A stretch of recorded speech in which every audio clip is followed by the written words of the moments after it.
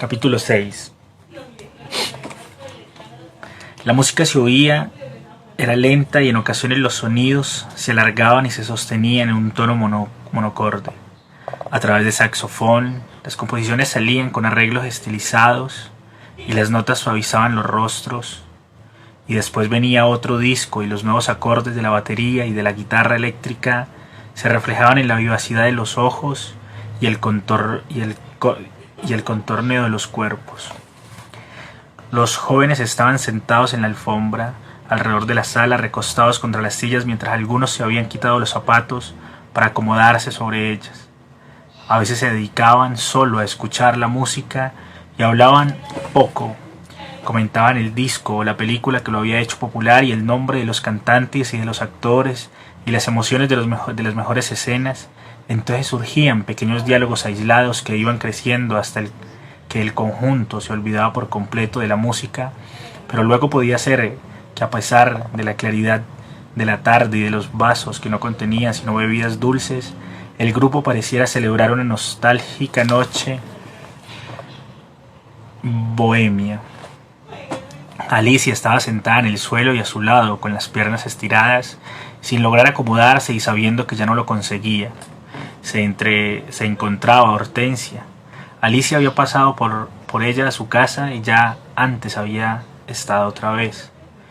Un día entre semana en que Hortensia hacía las tareas del colegio en el comedor. Alicia llegó presurosa y la saludó con un beso. La invitó el domingo a pasar la tarde en su casa y se ofreció a recogerla ella misma después del mediodía. Mientras terminaba de hablar, hojeó uno de los cuadernos que estaban sobre la mesa sin detenerse en ninguna página y en silencio continuó hojeándolo como indecisa por decir algo. Entonces se despidió de su prima con otro beso y le dijo que se iba porque tenía el tiempo justo para llegar al cine. Hortensia quedó turbada, como si todo hubiera sido tan solo una aparición. Durante un rato permaneció de pie y cuando quiso reanudar las tareas se vio obsedida por la visión de Alicia y no pudo controlarse. Después del paseo por Chapinero, Hortensia llegó al convencimiento de que Alicia no volvería a buscarla, pero había logrado persuadirla de que no le interesaba y trataba de no acordarse de ella, sino de un modo fugaz. Sin embargo, Alicia se presentaba de nuevo y en esta ocasión el efecto del encuentro había sido diferente. En un cuarto, ordenado sin atención, los cuadernos recordaba intensamente a Alicia a pesar de su presencia efímera. Se esforzaba por no perder su imagen al acercarse a saludarla, y luego se la imaginaba en otros momentos y creía descubrir en sus ademanes algo titubeante, como si entre ellas dos la más importante fuera Hortensia. Al principio, tan pronto como su prima se marchó y ella pudo regresar del súbito trastorno, recordó el cuaderno que tenía sobre la mesa y lo tomó con afán, como si quisiera averiguar lo que había hojeado Alicia, y después, en la hilación de los recuerdos, tenía que llegar el del vestido que llevara el día del paseo por Chapinero. Por todo pasó sin alcanzar a atormentarla, pues ese sentimiento era menor a la perspectiva de encontrarse de nuevo con su prima. Desde el sábado alistó el vestido que llevaría el día siguiente. Influida al encogerlo por el que lucía Alicia durante el paseo por Chapinero, le hizo algunos arreglos y lo limpió y planchó con esmero, revisándolo laboriosamente para que no se le escapara ninguna mancha. El domingo Alicia pasó con el chofer a recogerla en el automóvil de su padre, y aunque Hortensia se había imaginado de muchas maneras el transcurso de la tarde, no se le había ocurrido que aparte de ellas estuviera alguien más en la casa. Pero en la sala, acomodados en las sillas y en la alfombra, algunos amigos de Alicia escuchaban música. Hortensia esperó para guiarse según el comportamiento de su prima y se sentó en el suelo al lado de la calle. Cuando ya estaba menos azorada, examinó la indumentaria de los jóvenes, vestidos informalmente, con un suéter cualquiera, y en ese instante tuvo conciencia de la falsa elegancia de su traje. Al rato llegaron otros amigos y los demás le hicieron sitio para que se acomodaran, y ya en su casa, luego de que Alicia la llevara, Hortensia recordó cuando los observaba integrarse y sintió, como en aquel momento, que a medida que llegaban los amigos, ella se marginaba del conjunto. sentada al lado de Alicia con las piernas estiradas, los veía escoger los discos, charlar animadamente y moverse con libertad. Pero cuando se quedaban en silencio y no se oía más que la música y ellos encontraban a través de los sonidos la comunicación necesaria para permanecer callados, Hortensia se sentía desamparada en medio de tantos ojos y continuaba con las manos sobre el regazo sin respirar siquiera, como una porcelana más de la sala. Por eso prefería los momentos en que los jóvenes se agitaban para formar los diálogos en los que se intercalaban palabras en inglés y en español, pues se veía protegida por las voces detrás de ellas y podía respirar con serenidad. En su cuarto, después de que Alicia se marchara y ella cruzara el patio y el pasillo sin detenerse a hablar con nadie, recordaba la escena como si lo hubiera visto desarrollarse desde lejos, sin su propia presencia, y cuando alcanzaba a divisarse a sí misma entre los amigos de Alicia, lo hacía con el sentimiento de un punto que estorbaba. La reunión, aparte de mortificarla y de haberle causado la zozobra del domingo por la noche, le había dejado solo un vacío. Tampoco la ilusión frustrada de pasar la tarde con Alicia le produjo más que una decepción, pues la idea de su prima asistiendo a esos actos que para ella eran inaccesibles no tenía ningún atractivo. Sin embargo, el día siguiente en el colegio sintió el impulso de contarles a sus compañeras el cuento de la reunión. Consiguió contenerse hasta la tarde y durante un recreo les dijo lo que había hecho el día anterior. Pero el relato no surtió el efecto que esperaba, pues ella misma se dio cuenta de que resultaba nebuloso e incoherente. Y se sintió abatida, no por el fracaso de su propósito, sino porque comprendió que a quien trataba de engañar no era a sus compañeras. Cuando llegó a la casa pudo dedicarse a sus tareas escolares, sin dejar de pensar en los amigos de Alicia y en sus reuniones, y al escuchar en el zaguán de la entrada los pasos de su padre, que regresaba del trabajo, suspendió un instante su estudio, pues se vio ante la misma sacudida de cuando comprobó la verdad de su condición. Gregorio Camero le pasó la mano por la cabeza y se inclinó para darle un beso y creyó que algo en su hija lo rechazaba. Entonces se dirigió a la sala, esperó a que Doris le llevara la taza de café y encendió un cigarrillo y se puso a leer el periódico. En los minutos siguientes no tuvo más preocupación que enterarse de las noticias del país y del mundo, y luego leyó las páginas sociales y algo de deportes. Doris sabía con precisión el tiempo que Gregorio Camero permanecía en la sala y puso a calentar las ollas cuando calculó que restaban pocos minutos para que el hombre saliera. En la mesa Hortensia le dirigió solo unas palabras a su padre, resistiéndose a sostener el diálogo como es debido y provocándole la idea de que le estaba fastidiando sus deseos de silencio. Luego de la comida, Emilia y León le pidieron a Doris que los llevara a ver televisión, pero su padre les dijo que ya habían jugado bastante y que era mejor que se pusieran a hacer las tareas. Los niños insistieron hasta cuando Doris los obligó a ir por los útiles del colegio y les ayudó a buscar el cuaderno en que debían trabajar. Ellos les mostraron las páginas cubiertas de notas y de dibujos para corroborar que los trabajos estaban terminados. Sin embargo, la mujer los dejó en el comedor y se fue para la cocina llena de pesar. Gregorio Camero nunca intervenía para distribuir el tiempo de los niños, y menos para prohibirles algo cuya autorización dependía siempre de Doris. Debía de ser que en el ministerio estaban retrasados en el pago de los sueldos, o que la cuenta de la luz había subido de precio, o que en alguno de los colegios les había pedido a los muchachos un nuevo uniforme. Doris sabía que habían llegado los momentos difíciles en que Gregorio Camero tenía calculado el gasto del dinero con una precisión que no permitía alterar el destino ni de los centavos. Esta situación podía durar algunos días, pero siempre había como remediarla, y el hombre y Doris respiraban más tranquilos y no interesaba que se acabara demasiado pronto el jabón para lavar la ropa, o que pasaran a cobrar la cuenta de la leche y podían cancelarle el crédito a la señora y a la tienda y preparar un buen postre para el almuerzo del domingo. Doris continuaba en la cocina, levantando los platos cuando Gregorio Camero la llamó. Ella salió presurosa, secándose las manos en el delantal con un buen presentimiento. Gregorio Camero había cambiado de parecer cediendo a una intuición de Hortensia, quien unos minutos después de que abandonaron el comedor se acercó a su padre y le confirmó que Emilia y León tenían listas las tareas. El hombre supo que más de una solicitud se trataba de una reconciliación de su hija y se dijo, para complacerla a ella y no por propia voluntad, que al día siguiente dejaría de comprar un paquete de cigarrillos o que a alguien le prestaría unos pesos. Hortensia fue a su cuarto y cuando los niños y Doris salieron de la casa se dirigió con un libro al comedor. Ahora se explicaba las cosas de otra manera y creía que podía ser cierto que el final del domingo hubiera sido mejor para Alicia que la tarde con sus amigos.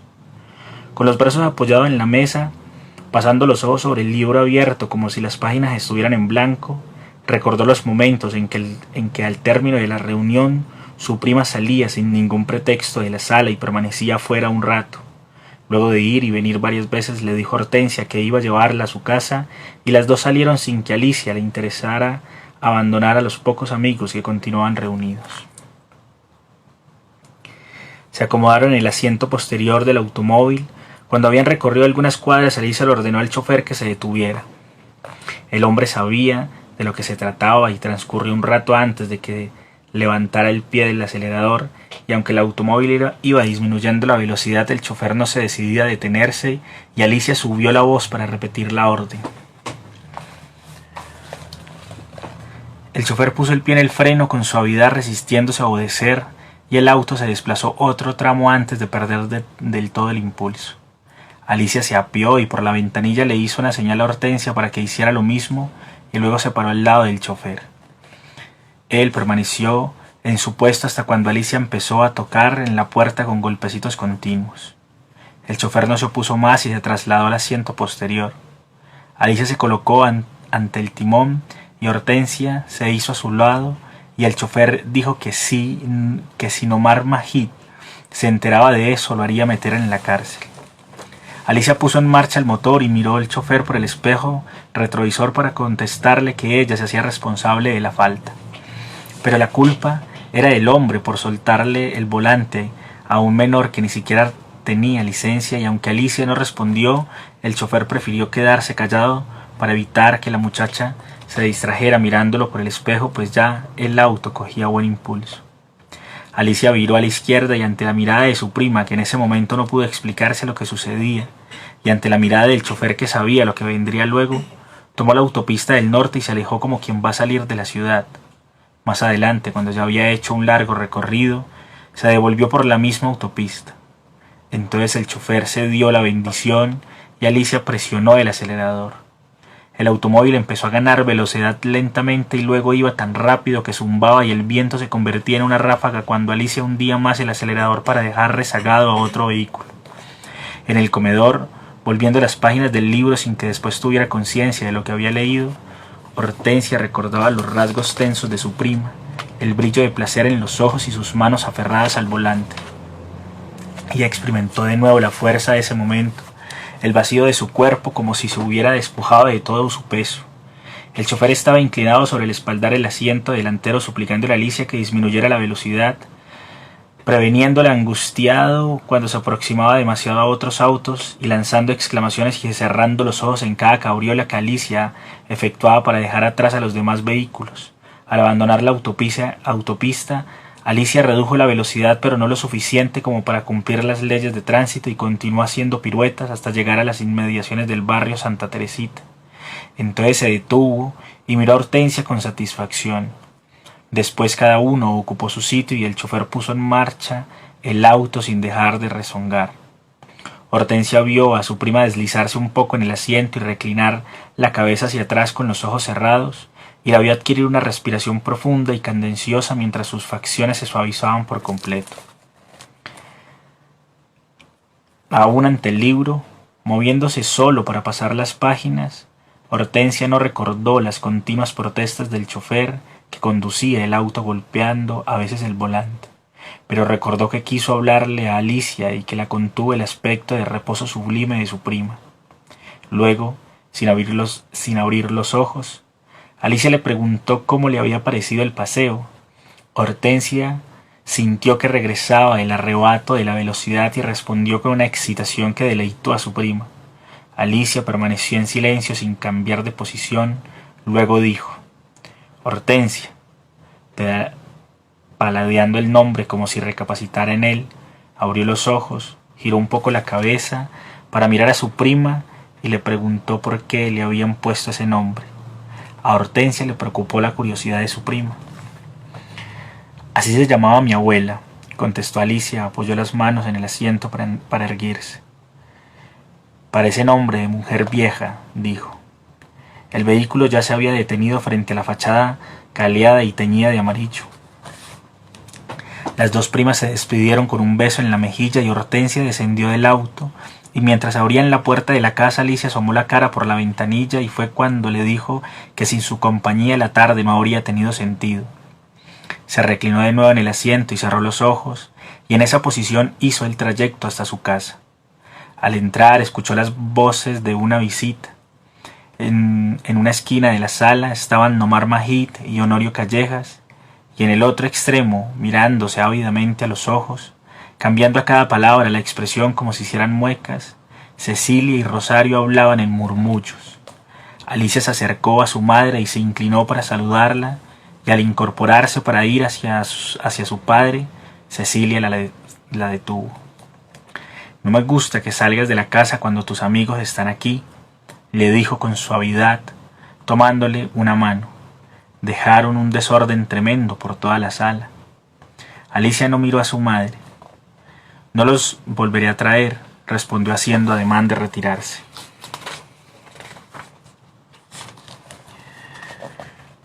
Puedes traerlos cuando quieras, pero no me gusta que se queden solos. Cuando se fueron se llevaron unos discos y dijeron que eran de ellos. Eran de ellos, replicó Alicia sin darle la cara. Pero está bien, les diré que no vuelvan. No te estoy prohibiendo que los traigas, dijo Cecilia evitando subir la voz. Y no me contestes más delante de Rosario. Alicia abandonó la sala sin acercarse a saludar a su padre. Él la vio subir las escaleras y observó el gesto de disgusto de su esposa, y luego volvió a ponerle atención a Honorio Callejas para continuar el diálogo que iniciaran horas antes en la casa de un tío de Nomar Majid.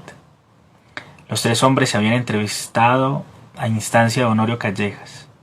Él quería plantearles a los otros dos un negocio que consistía en que Nomar Majid y su pariente lo proveyeran de grandes cantidades de los artículos que ellos producían en sus industrias textiles, para que él, como comerciante, las distribuyera por todo el territorio de los Estados Unidos.